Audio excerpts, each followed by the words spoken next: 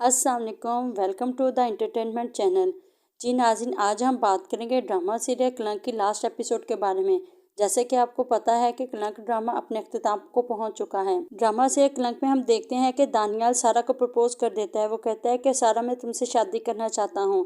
इधर हमें ये भी पता चलता है कि वहाज को भी पता चल जाता है कि सारा बेकसूर है, और हम ये भी देखते हैं कि वहाज चाहता है कि वो सारा से शादी कर ले। इसलिए वो सारा की अम्मी के पास आता है और कहता है कि मामी, मैं सारा से शादी करना चाहता हूँ, मैं अपने किए पे बहुत शर्मिंदा हूँ। लेकिन सारा की अम्मी कहती हैं कि तुमने जो कुछ भी किया है वो नाकाबिले माफ़ी है, सारा कभी भी तुम्हें माफ़ नहीं करेगी, इसलिए तुम उसका पीछा छोड़ दो और उसकी ज़िंदगी से दूर चले जाओ। वह आज कोई भी बात नहीं सुनता। वो बार बार इंसिस्ट करता है और कहता है कि मम्मी, मैं सारा से ही शादी करना चाहता हूँ, मैं उसे बहुत खुश रखूंगा, आप उसकी शादी मेरे साथ कर दें। लेकिन सारा की अम्मी कहती हैं कि मैं ऐसा कभी भी नहीं करूँगी। सारा भी कभी ये नहीं चाहेगी कि वो दोबारा तुम्हारी ज़िंदगी में वापस आ जाए, इसलिए तुम उसकी ज़िंदगी से निकल जाओ और उसकी जान छोड़ दो, उसका पीछा छोड़ दो, उसे खुश रहने दो।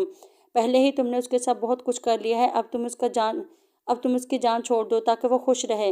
वो दानियाल के साथ बहुत खुश रहेगी। मैं भी यही चाहती हूँ कि वो दानियाल से शादी कर ले और खुश रहे। इधर हम देखते हैं कि निम्रा सारा से कहती है कि देखो, मैंने तुम्हें कहा था ना कि एक दिन तुम जीत जाओगी। आखिरकार तुम्हें सब्र का फल मिल ही गया।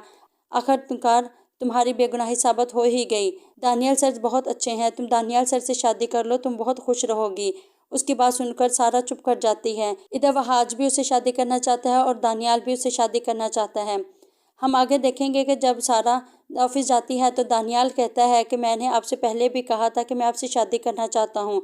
मुझे लगा था बहुत खुश होंगी और फ़ौरन जवाब दे देंगी, लेकिन आपने ऐसा नहीं किया। आप मुझे जवाब दें, आप मुझसे शादी करना चाहती हैं कि नहीं। मैं तुमसे दोबारा पूछता हूँ कि क्या तुम मुझसे शादी करोगी। जिस पर सारा चुप कर जाती है। इसके बाद हम देखेंगे कि दानियाल को पता चलता है कि वहाज भी सारा से शादी करना चाहता है। तो वो सारा के घर आता है और कहता है कि आज मैं आखिर तुम बात करके ही जाऊँगा।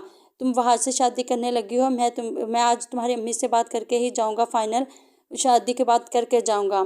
जिस पर सारा कहती है कि ऐसा कुछ भी नहीं है, मैं वहाज से शादी नहीं कर रही।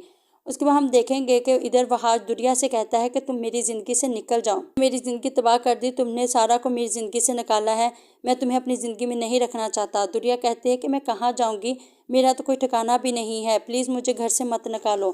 लेकिन वहाज कहता है कि मैं तुम्हें अपने साथ नहीं रखना चाहता, तुम यहाँ से दफ़ा हो जा, निकल जा तुम मेरे घर से, मैं तुम्हें शक्ल भी नहीं देखना चाहता। दुरिया कहती है कि मैं किस कोने में पड़ी रहूँगी, तुम मेरी शक्ल बेशक ना देखना, लेकिन मुझे घर से मत निकालो।